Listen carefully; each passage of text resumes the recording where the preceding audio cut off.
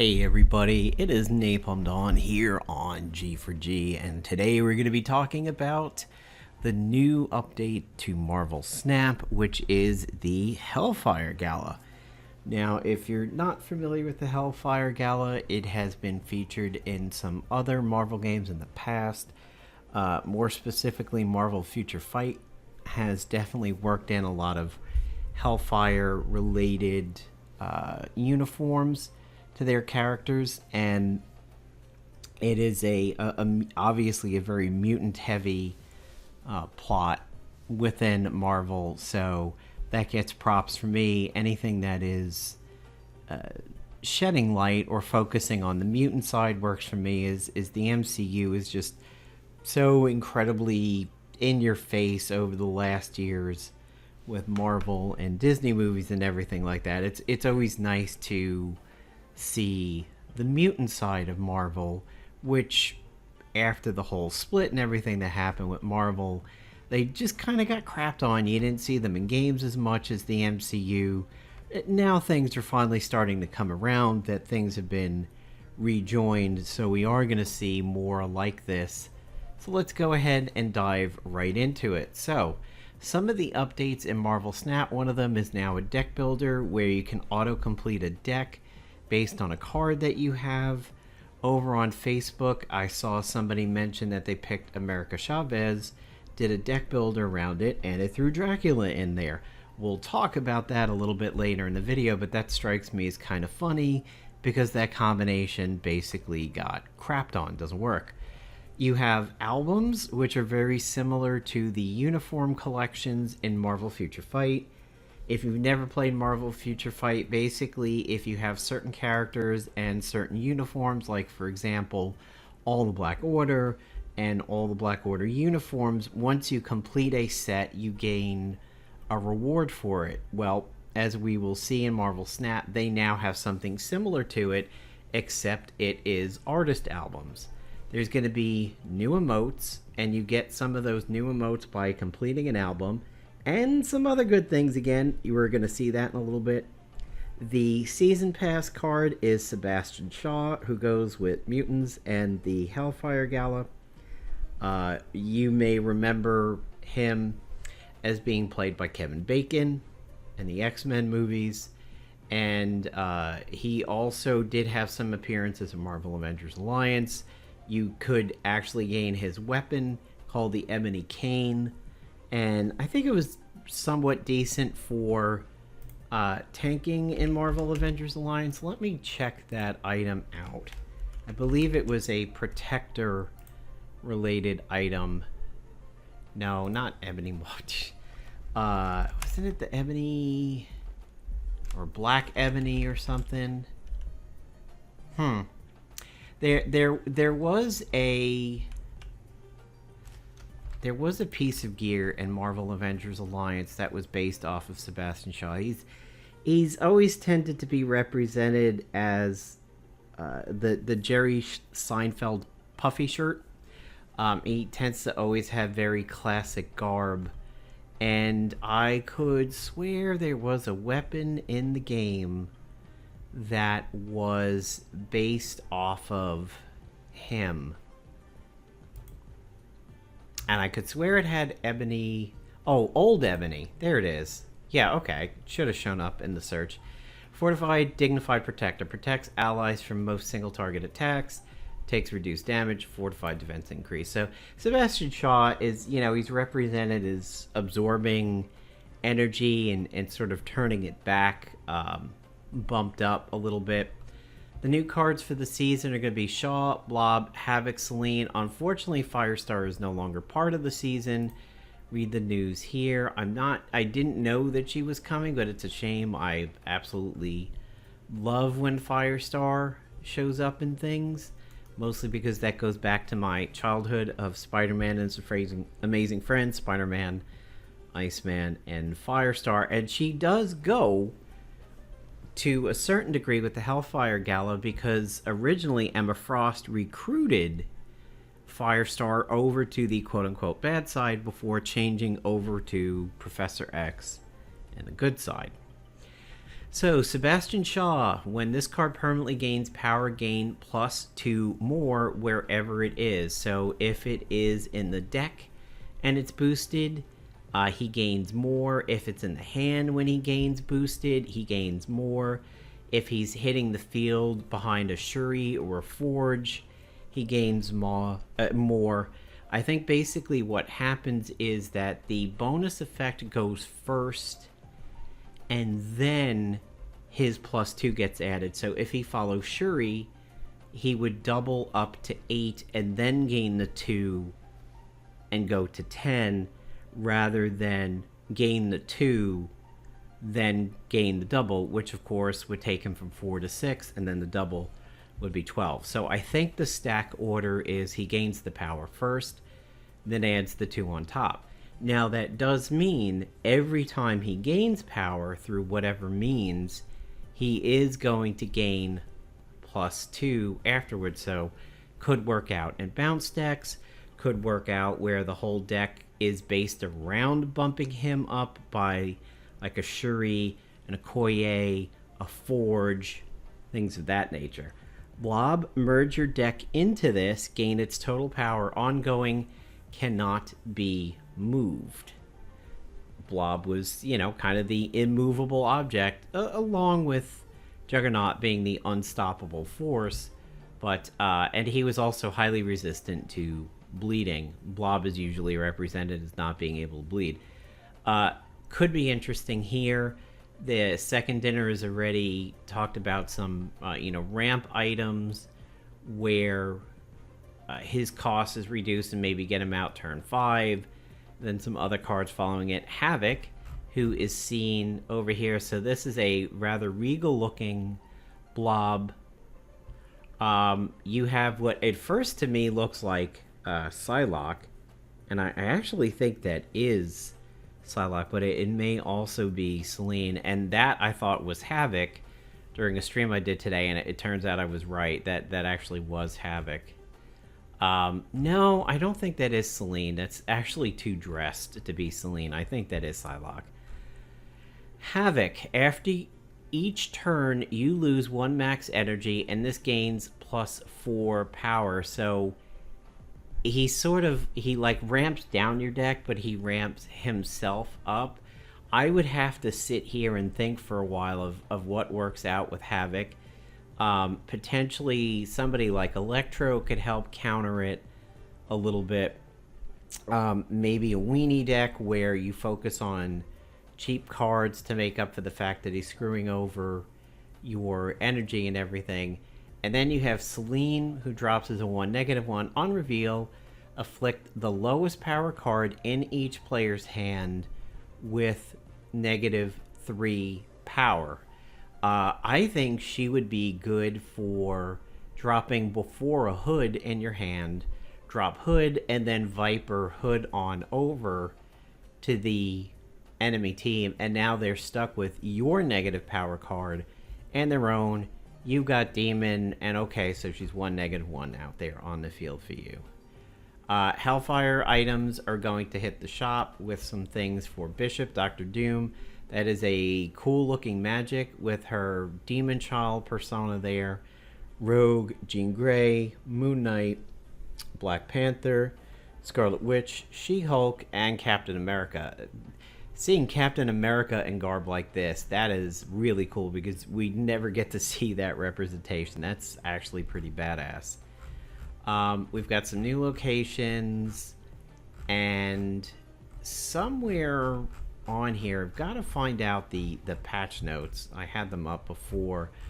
The patch notes are what people are definitely talking about. These patch notes have some big ups and downs in them. There is a lot of roller coasters here. So Swarm apparently has a new sound effect. America Chavez has new sound effects.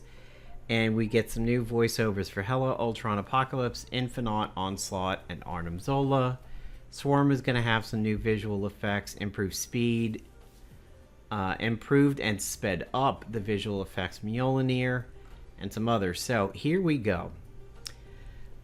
we said we were going to talk about America Chavez and Dracula. So America Chavez was a 6/9 that stayed in your deck until turn 6. Now, that was usually the last turn of the game unless you were doing something with magic, or I think it's what TVA ends the game at like turn 3 or 4. America Chavez was a way of thinning out your deck in order to draw cards at certain periods of time. You had cards like Quicksilver that show up in turn 1, Domino in 2, and America Chavez in 6. Well, she also dropped as a kind of a beefy 6/9. She's been changed into a 2/3, and on reveal, the top card of your deck gets +2 power. Now, what's interesting is that could potentially benefit Shaw. And there is maybe 1 or 2 peak mechanics in Snap that allow you to look at the top card of your deck. I forget who it was because I don't think I own them, but there is one card that if you tap it, it allows you to see the top card of the deck. And a lot of people thought that that would be good for Iron Lad, because of the fact that you could figure out who it was that you were going to clone for Iron Lad. Let me see if I can figure out who that was. Yeah, not Lock the Shot. I wonder if top card of deck. Actually, top card. Let's take a look at top card.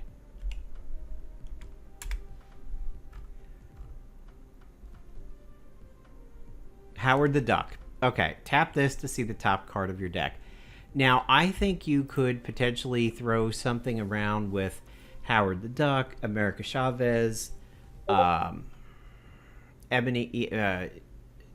Sebastian Shaw, and everything, and make America Chavez work there. But originally, her being a chew toy for Dracula was a pretty common thing. Dracula says, I gain the power of a card that I discard on the last turn, and discarding America Chavez and having Dracula eat her, sorry for the bad pun there, consume America Chavez's power on the discard, that's just really solid. Well, that is trashed. But apparently, if you do the deck builder thing with America Chavez, you still get a deck with Dracula in it. So this is America Chavez. This one is being very much discussed. There is some heat on this one over here. Iloth basically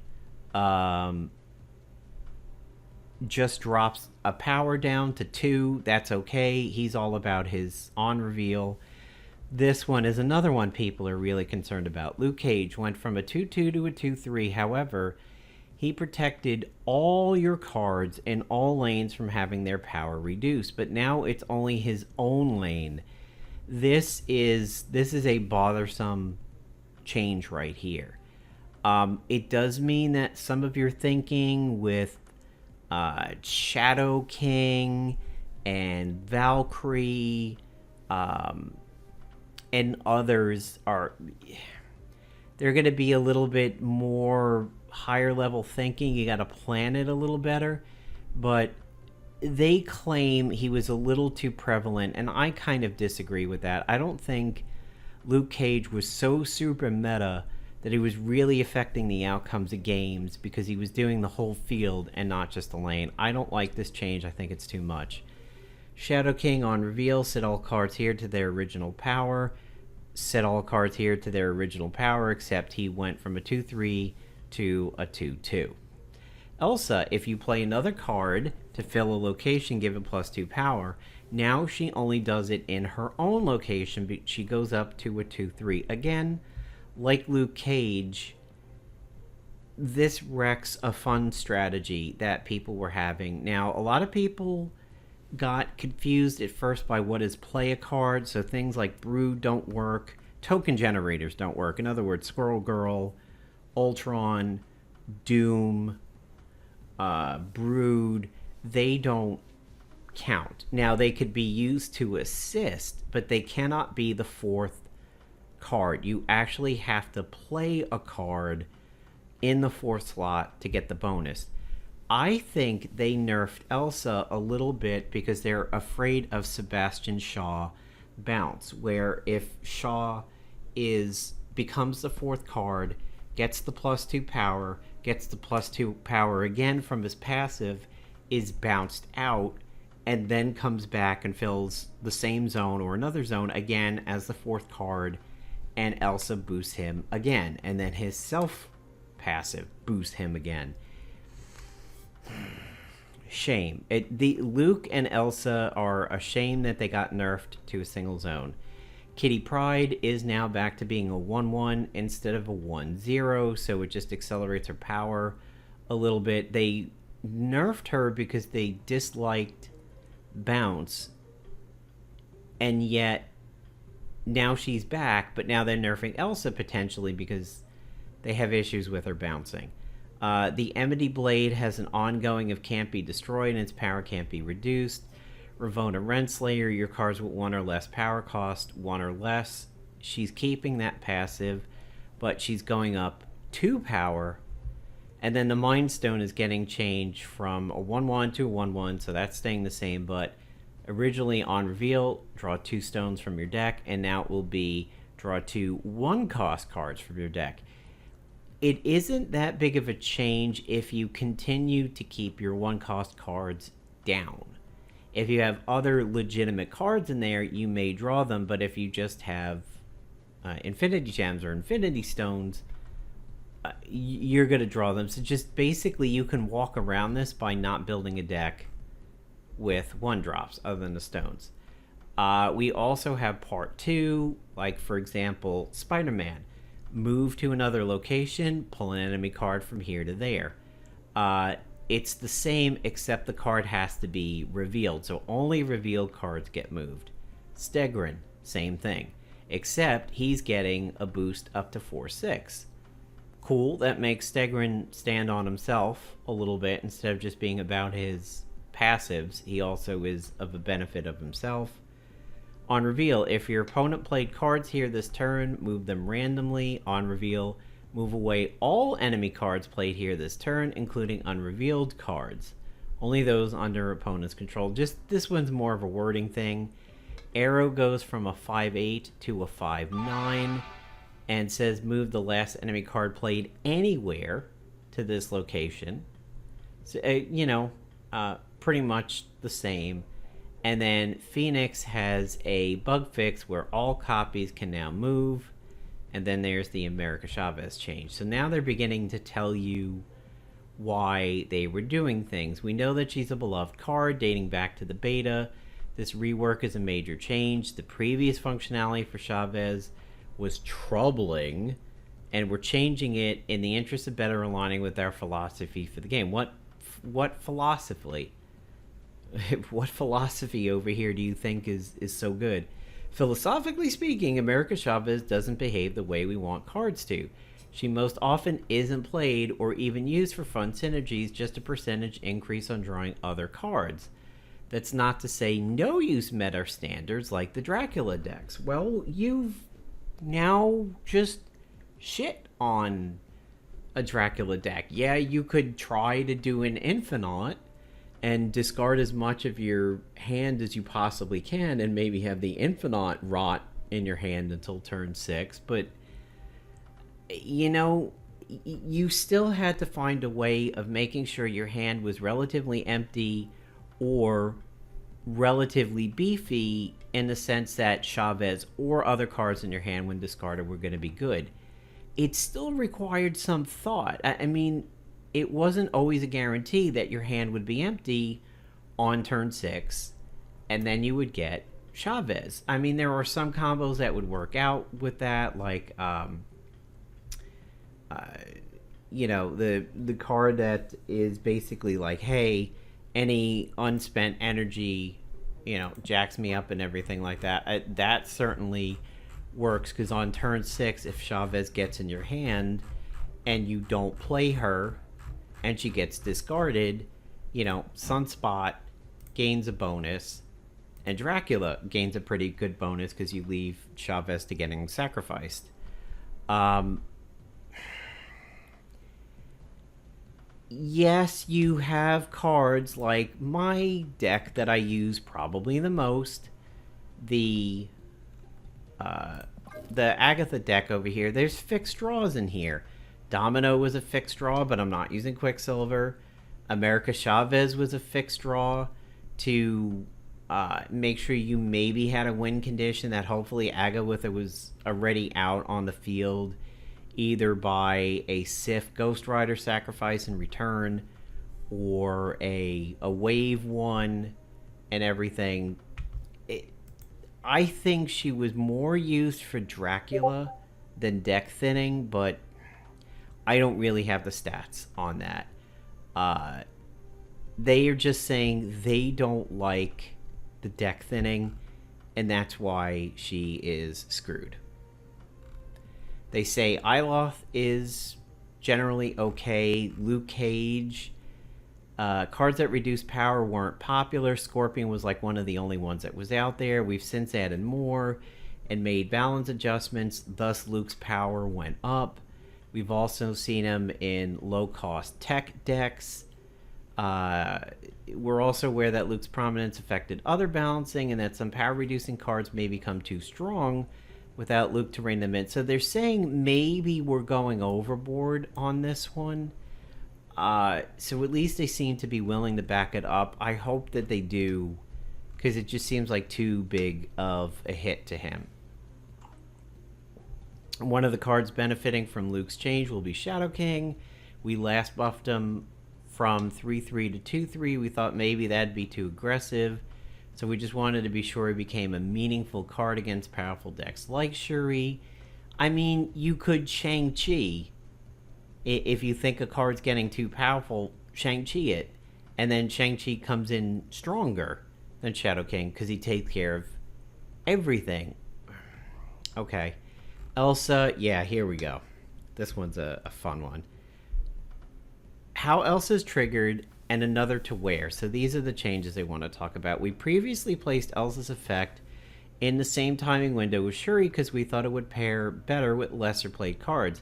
However, we saw early on in the release that players mostly found this confusing because of the on reveal and the quote-unquote after trigger. I don't think that's what people thought was confusing. It was the what is played and what is not played. Similar to the same decision we did with Luke Cage, we've also decided that her multi-location buff was an element of her strength as a 2-cost card that we didn't want. The new timing is a buff, no, and her strength was mostly focused on a single location, but we didn't want to over-nerf her, so we added power. I mean, why not just add the cost? If you think she's too strong for a 2, then make her a 3 and still give her the passive. Here they said they're fixing Kitty Pryde. Black Knight was a little weaker than we named, but he was fun. So yeah, that's what we're looking at here. And of course, the Chavez, the Luke Cage, and the Elsa ones I think are the biggest. Based on what I've seen, that is the ones that are generating the most discussion. Right now, the Spotlight Cash is Stegron, Jeff, and Man-Thing. A lot of people have missed out on chances to get Jeff in the past, and they're happy to see him back. I have Jeff, so I don't particularly care either way on that one. We've got a Christmas Nebula combo for about 4 weeks. It is Token Tuesday. Good day to get tokens. The weekly Spotlight, I have a Sarah Ultimate and Stegron over here. And, there's the free credits. So obviously at this point I have to redo what I want for my Agatha deck, which has largely been unchanged from when friend of the channel, Darth Plato, had recommended it to me. I now have to come up with something that sits in the Chavez spot. In this deck, admittedly, she was a deck thinning thing, but not just a deck thinning thing. She was designed to be a possible win condition if everything got screwed up with Agatha. This deck is actually, it really folds in on itself like a Japanese katana being made extremely well, because you have multiple ways of getting control of your hand, getting Agatha out there. You've got Wave, who can get her out on turn 4.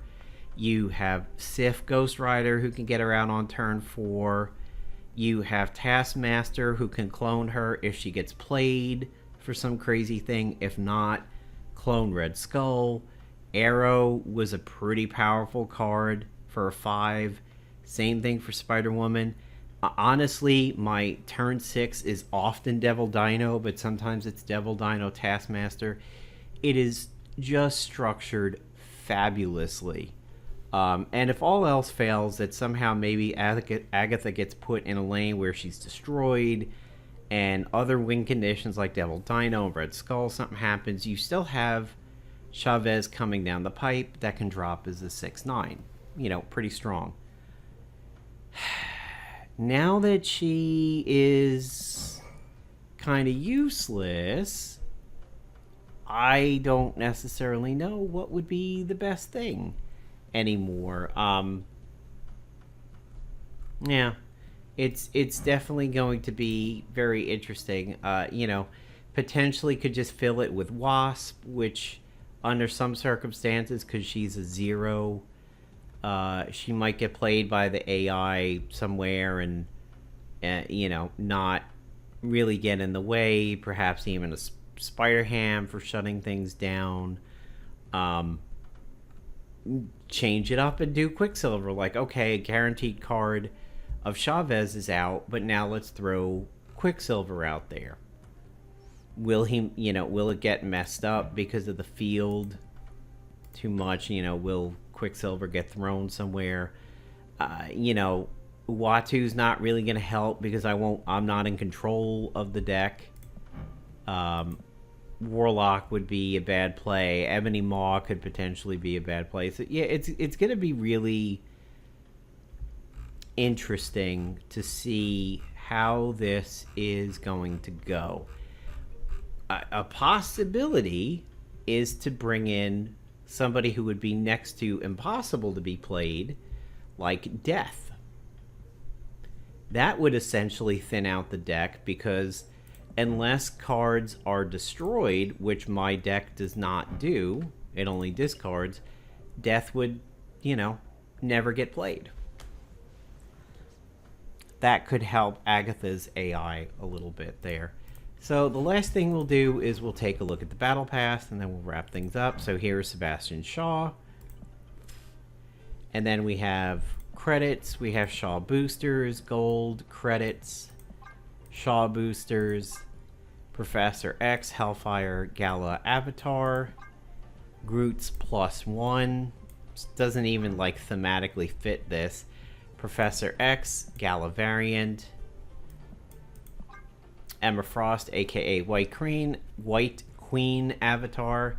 Not really that fond of this one. The look on the face is not that interesting, not particularly pretty. It's almost a little off-putting. But let us go ahead and talk about the albums, which is the last thing we wanted to do today. So the albums: Venomized Villains for me, Jim Lee X-Men, and Staying Hip. A funny thing is, I thought I had this Blue Marvel. Perhaps I had just seen it in the store. So I have no hips, but if I had all 12 of these, I would get 2,000 credits, Cosmo, and a Cosmo emote. Venomized variants, I have Venomized Killmonger, and I would gain Kingpin Venomized card back over there, a Spotlight key, that's pretty cool, a free Spotlight key, and a Venom emote. And then for Jim Lee's X-Men, I have only Colossus, but here I would get a Deadpool avatar, 2,000 collector's tokens, which is a phenomenal reward, another Deadpool card, and man, do I have many, and a Magneto emote, which I hope that is Neo's, like, just bring it motion there. That's what it looks like. That would be pretty good. I think that would be a good emote if you start to kind of sniff out what somebody's doing and think you can counter it. Just drop that emote to be like, yeah, bring it on. So this is what the albums are like. Again, it's very similar to Marvel Future Fights. Uniform collections, I only have 2 out of the 36 over here. It's mostly because I just don't buy the variants. You know, if they come to me passively, I do it. Well, when I'm in the shop, I don't tend to spend on this anywhere. As you can see, I've only done it twice. I usually just conserve my gold for other things, and nothing here particularly gets me going. However, there's a Venomized Typhoid Mary. Let's see if she is one of the Venomized ones. Yes, she is. So if I picked her up, I would now have 2 out of 12 of the Venomized, and at 3, that's when I gain that avatar. I think I have seen... By the way, this is not all of them. As some people have pointed out, especially for the hip ones, I've seen some people say they have a ton of hip cards, and like none of the hip ones that they have were actually picked to be part of the collection. I have a bunch of Dan Hip ones too, and none of them were picked. But let's see. Yeah, I've Venomized Thanos. Man, that'd be horrifying. I think I've seen Venomized Hela and Killmonger. Obviously, I have it. I almost want to say I think I've seen a Venomized Black Cat. Maybe I'm being crazy there, but doesn't look like she's one of them. Venomized Red Skull. That's pretty cool. Yep. So there we go. There is the Hellfire Gala update for Marvel Snap. What do you think about the card changes? Let me know below, especially Elsa and Luke Cage. For those two, definitely let me know what you think about with that. And I will see you guys in a future video. Hope you all had a good Thanksgiving if you're here in the States. And stay warm as it's beginning to cool off a little bit again. See you, folks.